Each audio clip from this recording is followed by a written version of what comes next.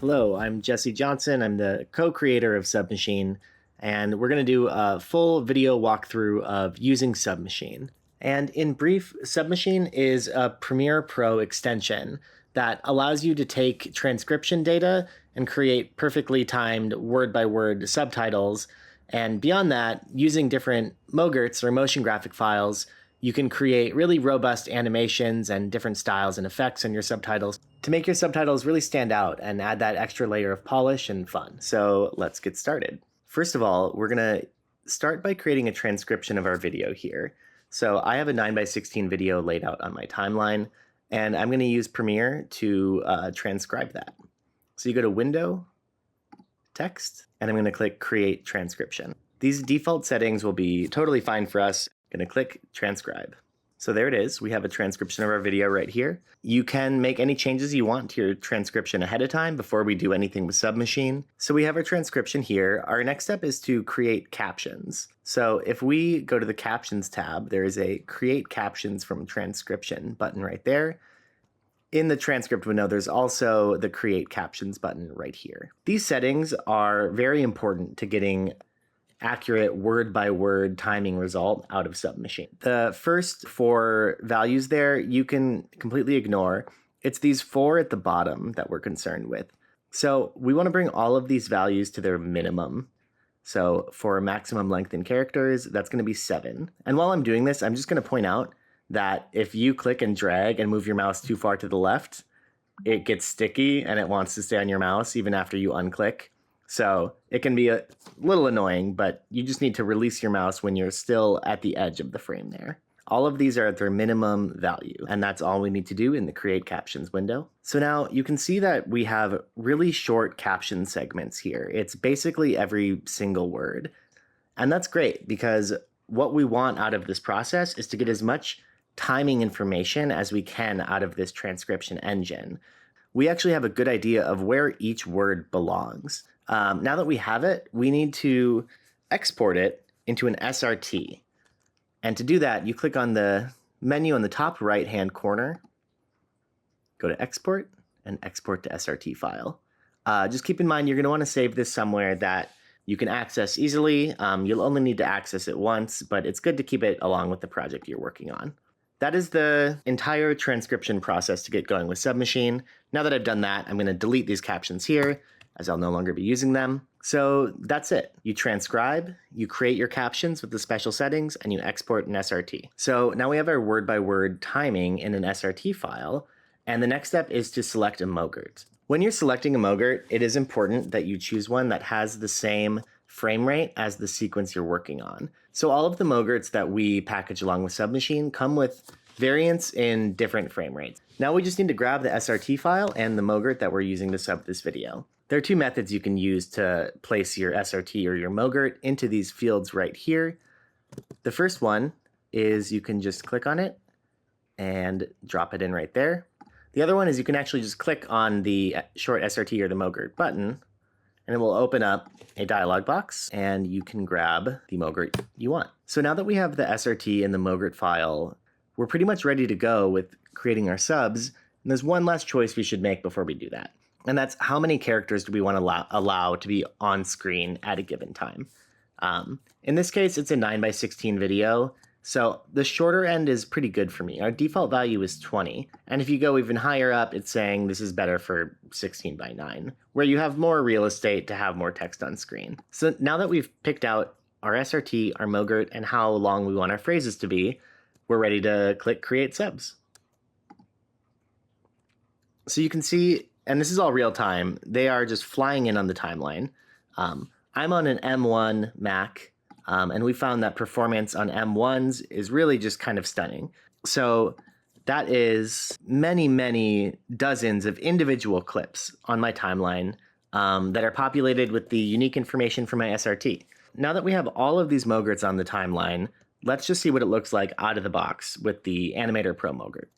Hey man, I'm going out. Do you need anything? Yeah, can you pick me up some COVID? Dude, really? Yeah. Well, what strain? Can you see if they have any Delta?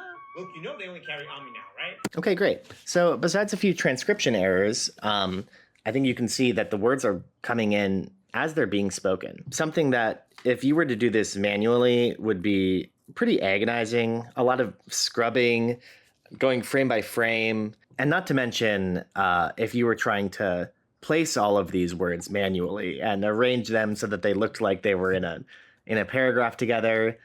I've done it myself. It's agonizing. That's why we built SubMachine. That's kind of the core power of SubMachine, is that if you're not too picky about the look of your subtitles, but you do want something that feels dynamic, you can do a little bit of cleanup and basically call it good. But before I talk about cleaning it up or making any tweaks, let me talk a little bit about what's going on here.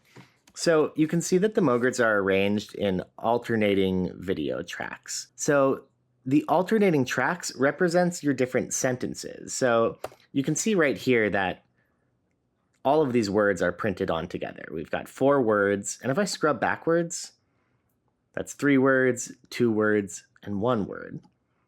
And that corresponds to how many Mogrts we have on the timeline here. So to make changes to your Mogrt, that all happens in the Essential Graphics panel.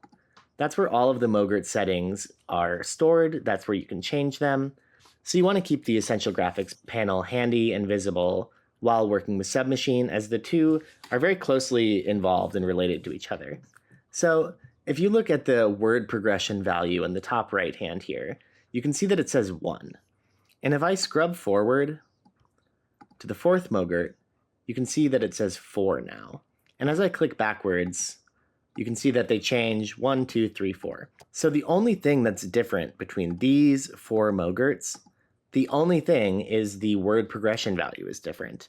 The text input is the same on all 4 of them, which is how they maintain the same shape and the same paragraphing and everything.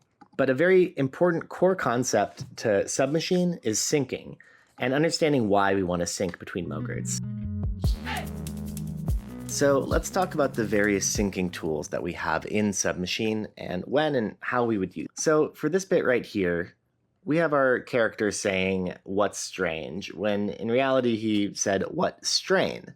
So this is just a transcription error that you can expect to see with any AI transcription. SubMachine makes it easy to fix little problems like this really quickly. Because the problem is in our text input field, that falls under the Sync Text and Typeface tool. So all we have to do is fix this word, and now we need to apply that change to the rest of the words in this sentence. So if I go backwards, you can see that there's a little bit of a pop. And if I actually go into these Mogrts, you can see that they still say strange. So to get rid of that little pop that happens because of the different amount of characters, all we need to do is select all of the previous Mogrts. We'll do Sync Text and Typeface.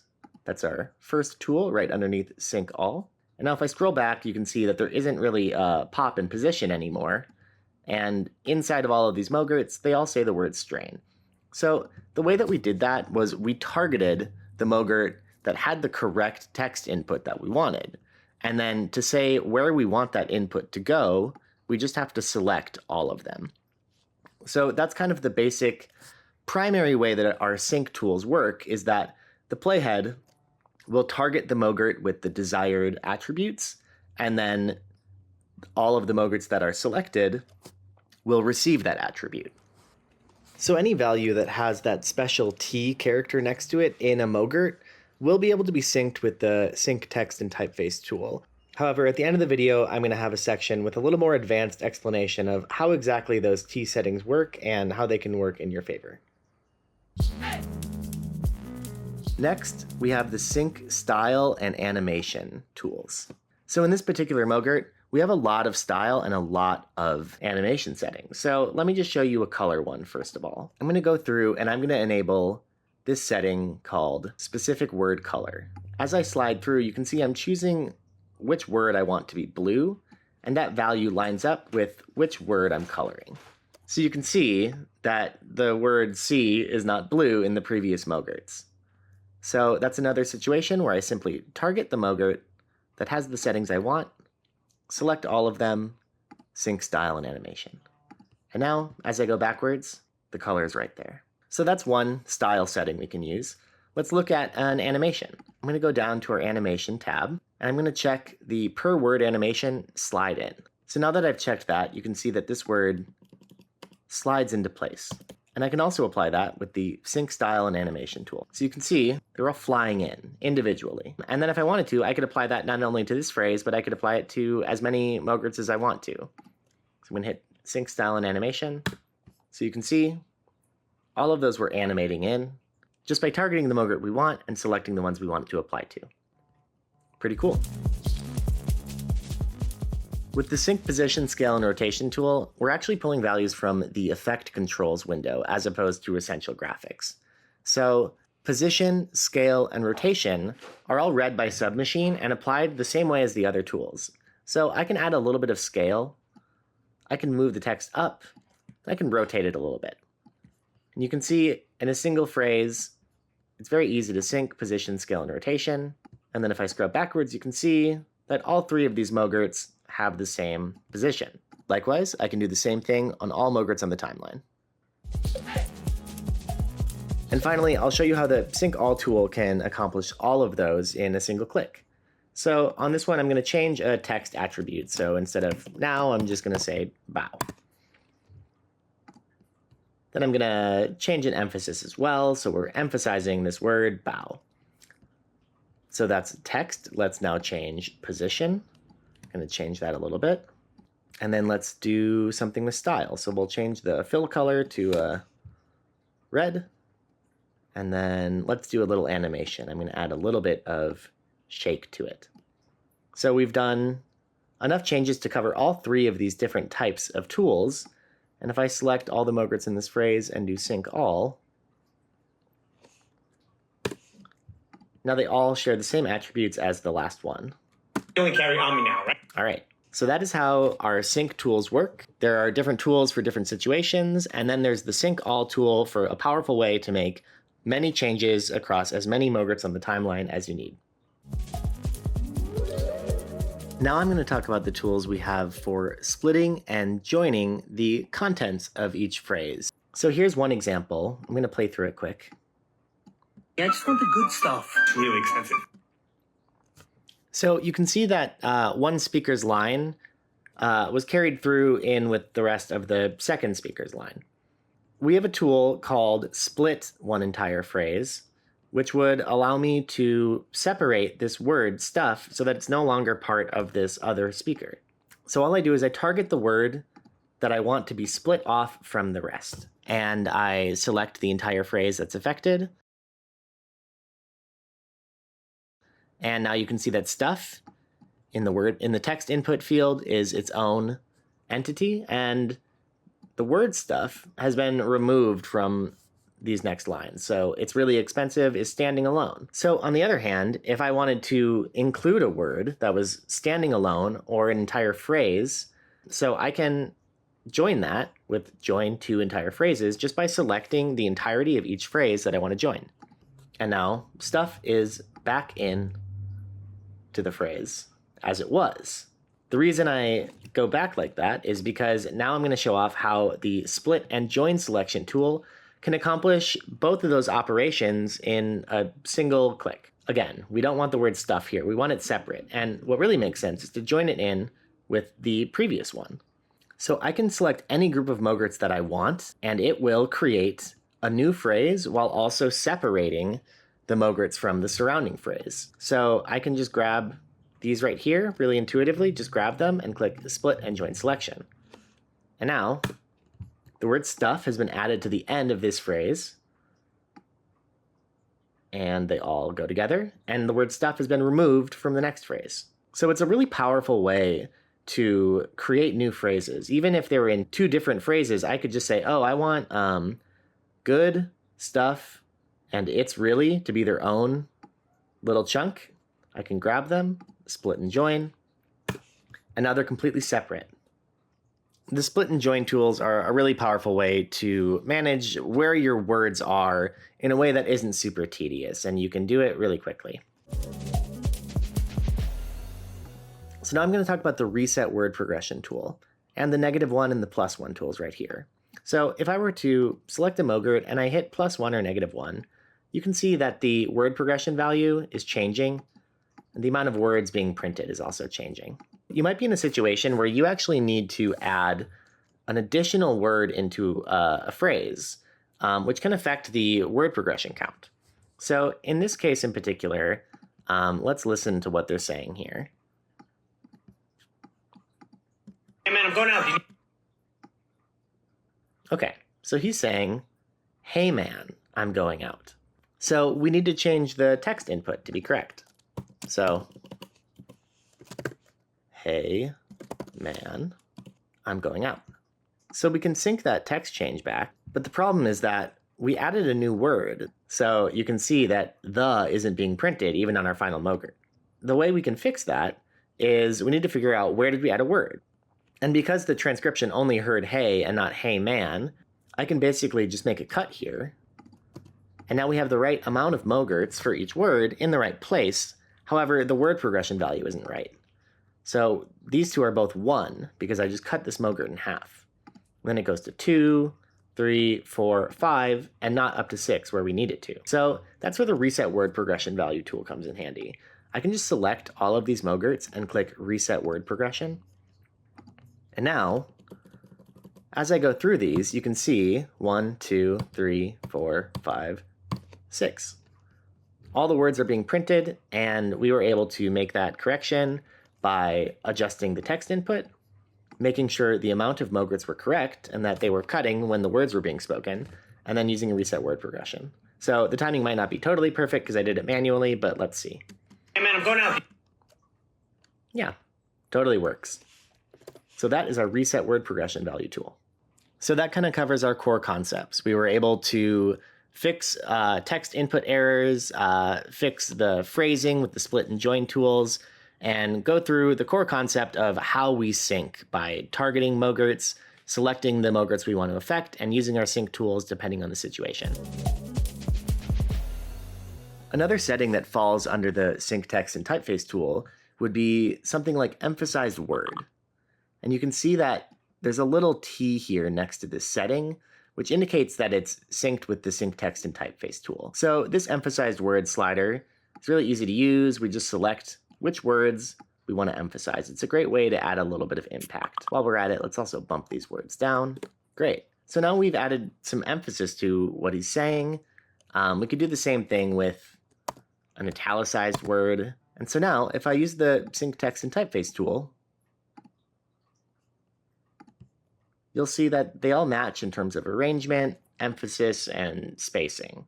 So all these values that have the T value are synced with the sync text and typeface tool. One of the reasons for having kind of a special condition on this tool is, let's say, for example, that I wanted to change the font to something like Bebas New now. I could accomplish that within my phrase right here with the sync text and typeface tool, and that's great. Now they all have the same font. But let's say, for example, I also wanted the next line to have that same font. If I target the one with the font I like and then select the new Mogrts in the next phrase and do sync text and typeface, you'll see that the font was applied.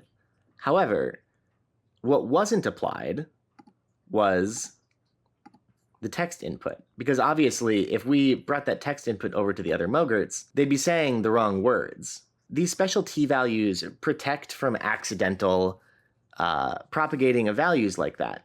I wouldn't want to emphasize the fourth and second words and italicize the second word in every single Mogrt. That would just create a little bit of chaos that we don't need. So the sync text tool is really intelligent and kind of protects you from accidental mistakes like that while still allowing you to make global changes like syncing the font to every single Mogrt on the timeline, which I can do right now. So you can see they all now have this Bebas New font, but we did not apply those other settings that we didn't need, like emphasized word, as those settings are best used locally on a phrase-by-phrase basis as opposed to globally. So that's the overview of how SubMachine works. From there, you can really go kind of nuts with the animations you want to use, the coloring choices, the font choices, and the idea is that as you get comfortable with that basic workflow, you'll start to find that you can create really expressive, really fun subtitles that have a lot of character and style to them. So thank you so much. We really hope you enjoy SubMachine, and we're really excited to see what users can do with it.